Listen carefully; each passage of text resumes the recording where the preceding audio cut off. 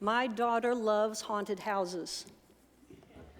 My daughter loves to go to amusement parks and ride rides that are scary. So last month when we took her to Six Flags San Antonio to the Fright Fest, she was in her happy place. In the 5 hours that we had there at the amusement park, we went through 6 haunted houses, 6 additional haunted zones, and then, because it was a Thursday night, there were no lines to the rides. This child did, with no waiting, went in and did every possible way for rides to turn her upside down, inside out, and to drop her from death-defying heights.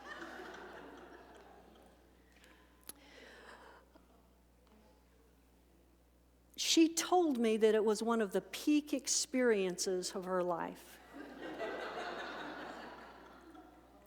Now, I have always been baffled and curious about why my daughter finds such thrill in being scared out of her wits. And so I actually enrolled in a little online class. The professor, herself a real fan of haunted houses and amusement park rides, had gotten her dissertation in why people put themselves through that experience. And her research showed that the people who enjoy doing that, and apparently there are millions of them out there, do it because they find that because they're experiencing fear in a simulated environment that they know is temporary, it gives them the resilience they need to face their fears in real life. My daughter validated this for me when one of the ghoulish actors that came up behind her and started breathing in her neck at the amusement park, she turned around to him and said, "Oh, you are the cutest thing." And then she looked at me and said, "Mom, that's the secret. You overcome horror with humor." In this message today, we're going to be exploring a little toolkit of things we can do to overcome our fears. So just let's put that one in there first, all right? Humor is one of those keys. Now, I'm a big fan of Harry Potter. J.K. Rowling is actually a woman of great faith. And I was reminded about a movie clip from her movie, The Prisoners of Azkaban. I think if you're a fan of Harry Potter, you'll recognize it too. This is about overcoming fear. Can we see that clip, please? Intriguing, isn't it? Would anyone like to venture a guess as to what is inside? That's a boggart, that is. Very good, Mr. Thomas.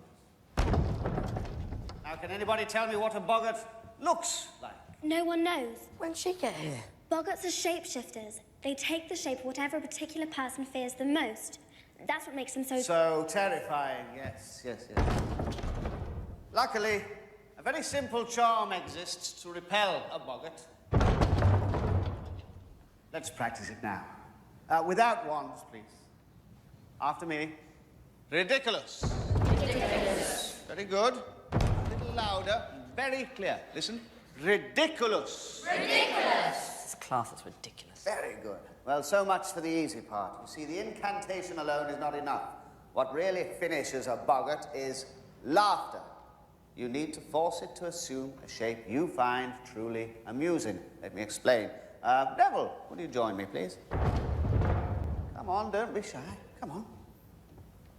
Come on. Hello? Neville, what frightens you most of all? Professor Snape. Sorry?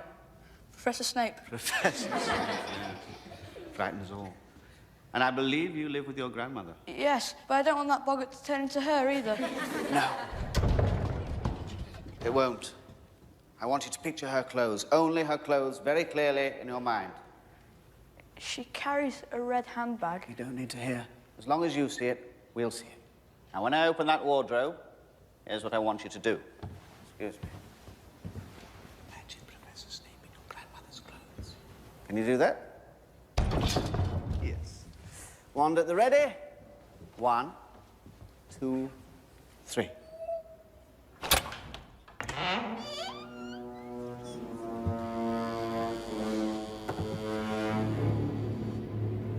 Think, Neville, think. Ridiculous!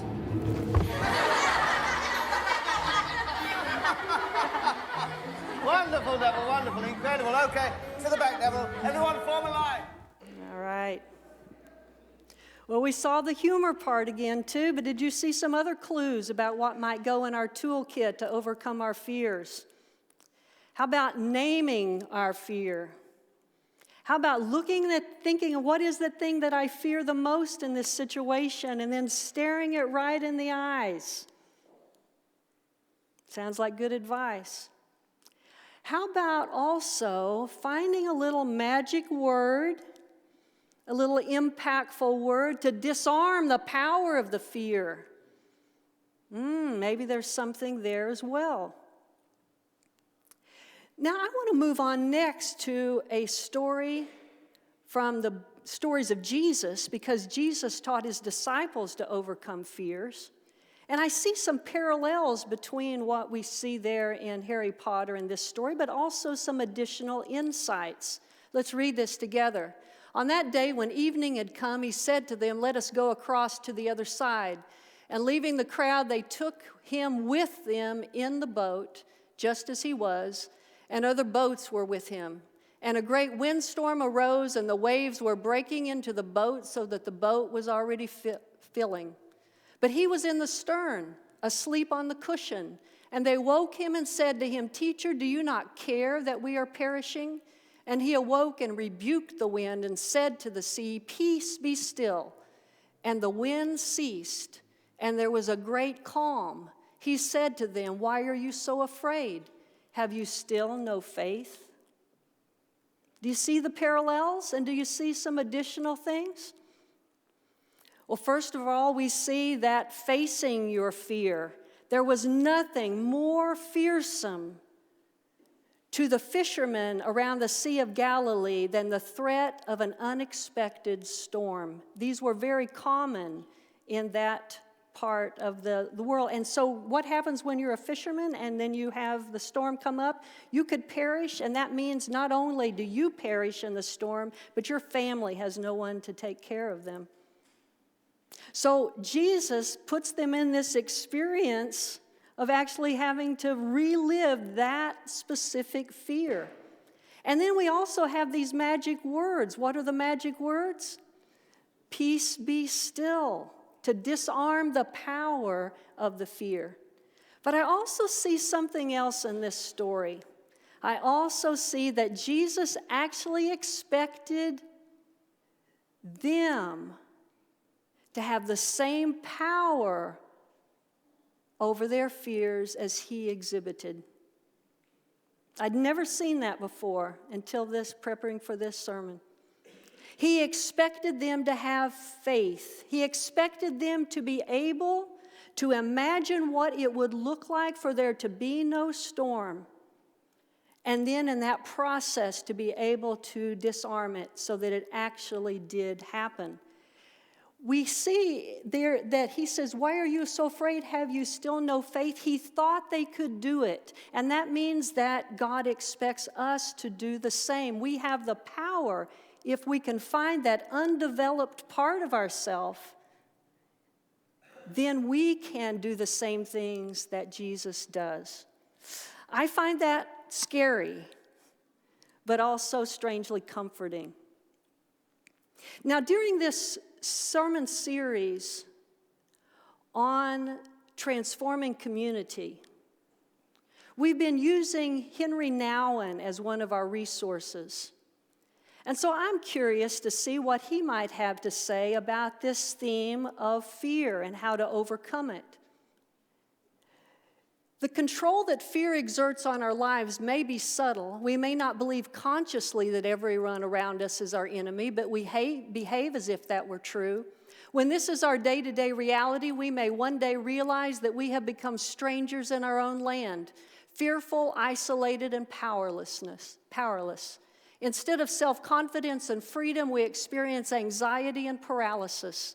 Instead of hope and joy, we feel an inner emptiness and sadness. Instead of living in the house of love, we are living in the house of fear. So he is actually bringing in that word love as part of our toolkit. And our theme today is turning fear into love.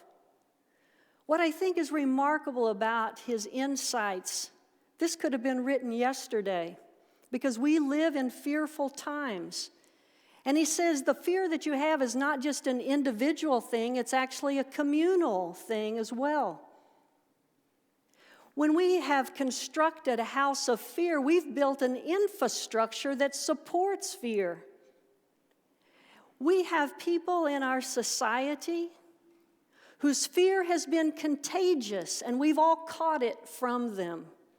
And then we've built a little system around it, a house of fear, and then demagogues can use this institutionalized fear to get us to do their bidding.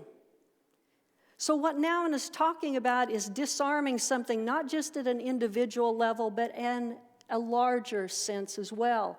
And he says that's what it would take, is to turn an infrastructure of fear, a house of fear, into a house of love. This theme is echoed in one of the writings of the Apostle of John. There is no fear in love, but perfect love casts out fear. I love that. That's that ridiculous.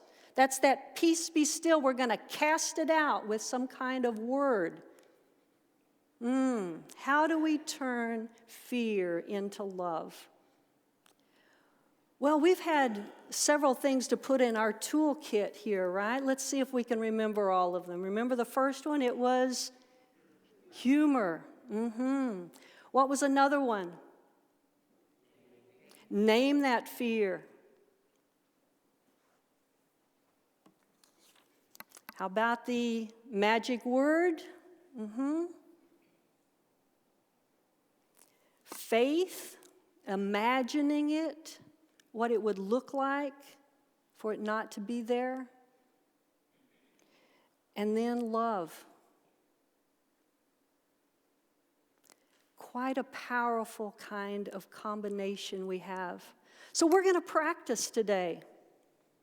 I'm not Professor Lupin, but I would like to take you through a little exercise so that we can practice what it might look like to overcome our fear. If you've not yet had the opportunity, we have clay there in the back, and I've got my little piece of clay here. You can get some, or Pastor Chad will pass it around to you if you raise your hand. Everybody who wants one? Yeah, there's hands going up. I'm going to ask us to start, as Pastor Chad continues to pass that around, just for you to think, what is your greatest fear? And then to think, what's the source of that fear? Let's go back to that idea that we have the power to overcome our fear, but it's undeveloped. I want us to think about this piece of clay as that undeveloped part of ourself. When I think of mine, it's kind of shriveled up like this. It's kind of gray and lifeless. It reminds me a little bit about that Genesis story, right? A Genesis story when God reaches down to this unshapen form, this clay, and creates a human being out of it. This is the work of Christ to do the same thing with us.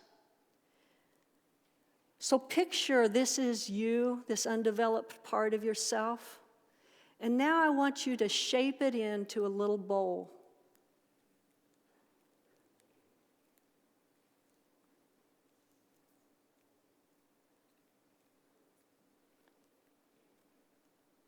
We call this the begging bowl.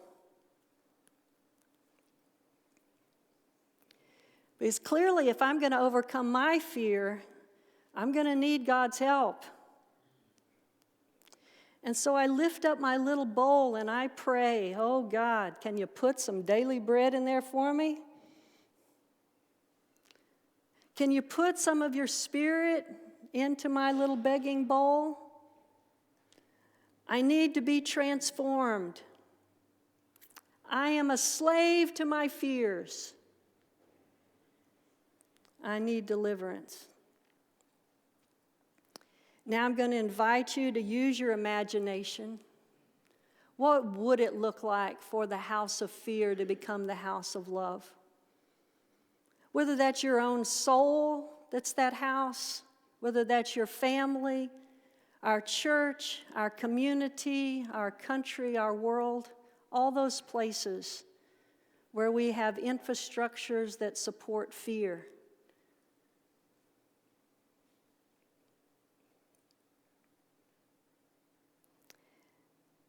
Now I'm going to ask you to do something that's a little bit fun. Everybody got your magic wands ready? Can we say together, peace be still? 1, 2, 3. Peace be still. Hey, that wasn't bad at all. How did that feel? Yeah. Oh, my friends, I pray that each one of you will become one of those people who can tell the waves to settle down because of Jesus. I'm going to invite you to be one of those people who chooses not to participate in the collective fear that is running rampant in our world today. Instead, can we commit to being a church community that sends peace and healing energy to all? One last time. 1, 2, 3. Peace be still. Amen.